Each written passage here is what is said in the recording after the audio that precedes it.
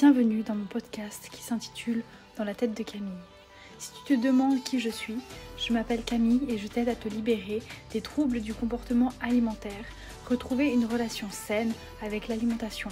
Je t'aide aussi à avancer dans le développement personnel, à progresser sur l'amour de soi. Je te donne aussi des conseils pour avoir des relations harmonieuses et authentiques avec les autres et en apprendre sur la spiritualité. Dans ce podcast, je te partage mes interrogations, mes états d'esprit, des conseils, mais surtout beaucoup de blabla intéressant. Bref, tu es un peu dans ma tête. Je t'invite à mettre des écouteurs, à te poser tranquillement ou sortir dehors et écouter mon podcast. Tu es prêt ? C'est parti.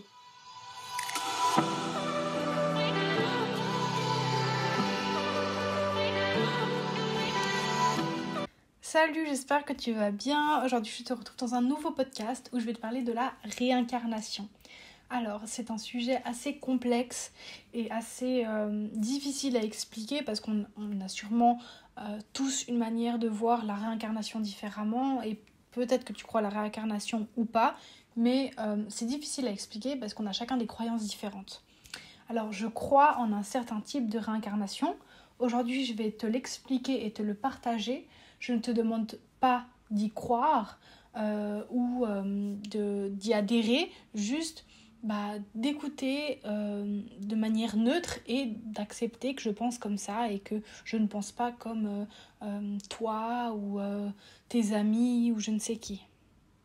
Je précise aussi que je ne critique pas et je ne juge pas ta religion ou tes croyances ou ton mode de pensée. Dans ce podcast, je ne vais absolument pas critiquer une religion, une croyance, un mode de pensée, ni juger ça. Que tu sois chrétien, juif, orthodoxe, musulman, ou que tu crois au karma, ou à je ne sais quoi, ou que tu crois à la Bible, à la Torah, au Coran, ou à n'importe quel livre religieux ou n'importe quelle religion, je ne critique pas, vraiment.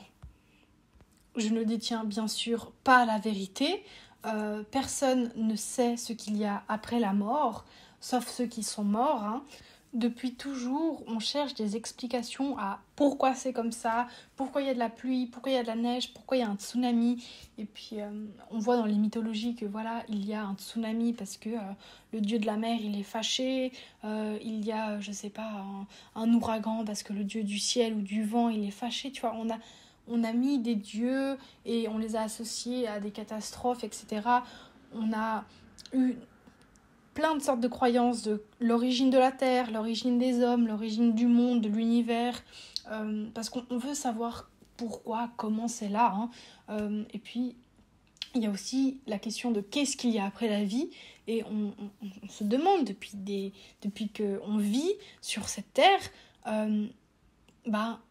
d'où on vient, comment on est là, depuis combien de temps peut-être, et aussi qu'est-ce qu'il y a après cette vie. Parce qu'on est un peu, pas par magie, mais voilà, la vie elle est apparue sur Terre à un moment, mais voilà, qu'est-ce qu'il y a après cette vie? Et ça, c'est des questions qu'on se pose depuis la nuit des temps. On cherche des explications à qu'est-ce qu'il y a après la vie. On a réussi à expliquer les ouragans, les tsunamis, que c'était pas des dieux, mais que c'était des phénomènes naturels ou dus à à une activité volcanique ou je ne sais quoi. Mais voilà, la mort, on n'a pas trouvé ce qu'il y a après. Et on cherche à expliquer ce qu'on ne peut pas expliquer. Et la mort est un des plus gros mystères de la vie. On est tous égaux face à la mort. Et peut-être que ce qu'il y a après la vie, c'est différent pour chacun. Ça, on ne sait pas non plus. Dans la Bible, on dit qu'il y a le paradis et l'enfer. Peut-être qu'il y a ça aussi dans d'autres livres, je ne les ai pas tous étudiés. Mais si on croit au fait qu'il y a le paradis et l'enfer, pour nous, c'est notre vérité. Après la mort, pour nous, on croit qu'il y a le paradis et l'enfer. C'est une croyance. La vérité vraie pour chaque personne, qui soit juif, musulman, chrétien ou d'une religion différente, la vraie vérité, on ne la connaît pas, parce que si quand on est chrétien on croit qu'il y a un paradis et un enfer, et que quand on est juif on croit que je sais pas, il n'y a que le paradis, je fais des hypothèses, mais si pour chaque religion ou chaque croyance c'est différent, il n'y aurait pas de vérité vraie, c'est des croyances. Mais la vérité vraie, qui est pour tout le monde, qu'importe ta religion et tes croyances, eh ben, on ne la sait pas. Hein. Les livres comme la Bible ou la Torah ou le Coran essayent d'expliquer, je crois, ce qu'il y a aussi après la mort. Mais ces livres-là ont été écrits par des prophètes, des apôtres ou des hommes, ou voilà. Mais ça reste des hommes et nous ne savons pas ce qu'il y a après la vie. C'est peut-être des livres sacrés, mais ce sont des hommes qui les ont écrits. Bon, je sais que dans la Torah, on dit qu'elle a été dictée à Moïse par Dieu. Voilà. À ce moment-là, ça serait plutôt le livre de Dieu, que ça serait Dieu qui aurait dit ce qu'il y aurait dans la Torah. Et si on considère Dieu comme... Enfin, si pour nous Dieu, c'est pas un homme et que c'est l'être le plus puissant, bah à ce moment-là, oui, les livres sacrés comme la Bible ou la Torah ou le Coran ne seraient pas écrits par des hommes, mais par l'être le plus puissant. Bon, c'est un peu compliqué, hein, mais en gros, soit ça écrit par des hommes, soit par un dieu, ou... Enfin bref. C'est un peu compliqué ce sujet, parce que certains peuvent s'opposer à mon avis et à mes croyances, hein, car ils ont des croyances opposées à moi, et ce qui est normal, parce que si tout le monde pensait la même chose que moi, bah, ça serait un peu triste. Je vois pas pourquoi je partagerais, tu vois. Moi, j'aime partager comment je pense, comment je crois, pour faire réfléchir aussi. Moi, je me suis posé des questions, et toi, peut-être que tu t'es pas encore posé de questions sur... Voilà, comment est-ce que tu voyais la vie après la mort, ou comment tu voyais simplement tes croyances. Voilà. Je ne sais pas si c'est utile de le dire ou pas et si forcément je devrais le dire, mais moi j'ai été baptisée petite en tant que chrétienne par mes parents du coup, et j'ai fait le baptême et la première communion, mais en âge de confirmer, je n'ai pas confirmé. Parce que je suis toujours en sorte d'interrogation à est-ce que je crois à la religion chrétienne. Je vais m'expliquer parce que j'ai commencé, donc je vais finir. Je pense qu'il y a une force qu'on ne peut pas expliquer. Certains appellent ça Dieu, d'autres appellent ça l'ange gardien, ou alors l'univers, ou je sais pas, la force suprême. Je sais pas, chacun a une manière d'expliquer ça ou d'appeler ça, et moi je dis maintenant plutôt l'univers. Certes, tous les soirs quand je prie, je parle à Dieu et à Jésus, parce que ça a été des modèles qui m'ont été enseignés petite, autant par le catéchisme que par mes parents. Mais pour moi, c'est plutôt la prière où je m'adresse à l'univers. Je remercie pour ma journée, je remercie pour ce qu'on m'a donné, comme la santé ou un abri, ou voilà. Donc je remercie l'univers surtout, et moi face à la religion chrétienne, j'ai du mal à m'y identifier ou à je sais pas très bien comment l'expliquer, mais je suis un peu en questionnement encore par rapport à ça. Depuis quand ? Depuis un peu que je me suis ouvert à la spiritualité. Certes, je pense que la religion est aussi assez spirituelle parce que ça relève de croyances et voilà, mais je suis en questionnement par rapport à ma religion, à ce que je crois, et voilà. Certes, j'aime aller à l'église, j'aime aller dans des lieux religieux chrétiens, comme l'église ou une cathédrale, hein, et prier. Pour moi, c'est un moyen de me libérer. Je suis dans la maison du Christ, certes, mais pour moi, ça me permet de parler à la force suprême. Je pense qu'il y a une force suprême, mais je ne sais pas très bien expliquer en quoi je crois. Et je ne sais pas comment appeler ça. Peut-être que c'est un peu comme les personnes qui ne savent pas très bien leur attirance sexuelle, si elles sont hétéros, bisexuelles, transsexuelles, etc. ou homo, ou alors en interrogation. Je pense que moi c'est pareil par rapport à la religion, je suis en interrogation. Je pense pas que je me reconnaîtrai un jour comme juive ou comme musulmane.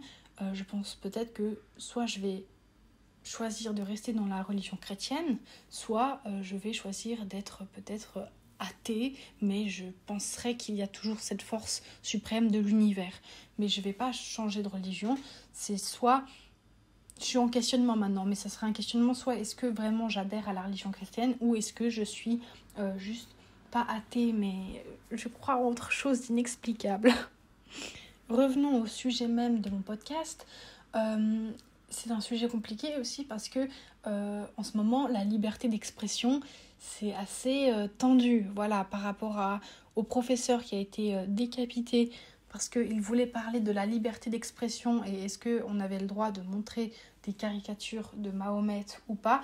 Je ne compte absolument pas m'exprimer sur ce sujet ici, mais voilà, si parler aujourd'hui d'une caricature en tant que est-ce que c'est normal ou pas, on peut se faire décapiter, je préfère pas m'exprimer sur moi ce que j'en pense, déjà de 1, et de 2, c'est pas le sujet de mon podcast, et de 3, c'est compliqué parce que justement là je parle aussi un peu des religions, des croyances de chacun.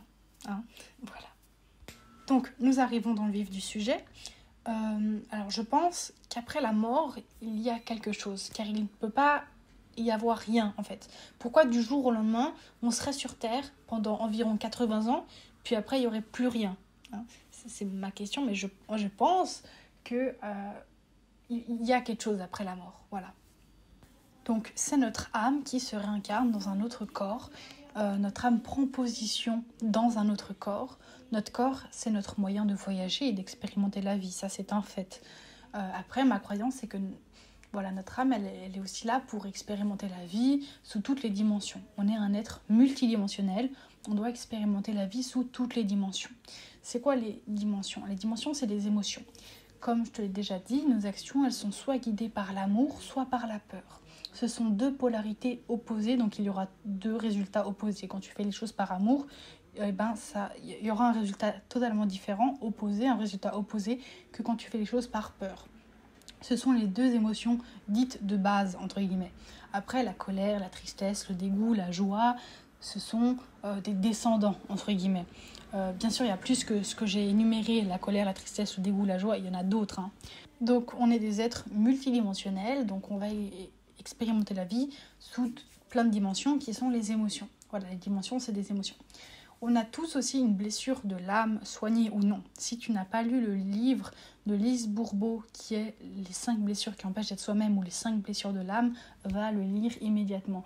C'est un livre qui m'a beaucoup aidée et dont des principes qui sont évoqués dans ce livre, je vais les reprendre aujourd'hui et dans d'autres vidéos, dans d'autres podcasts. Donc je te conseille de lire ce livre parce qu'il va vraiment t'expliquer plein de trucs sur toi et aussi sur comment tu vis en fait.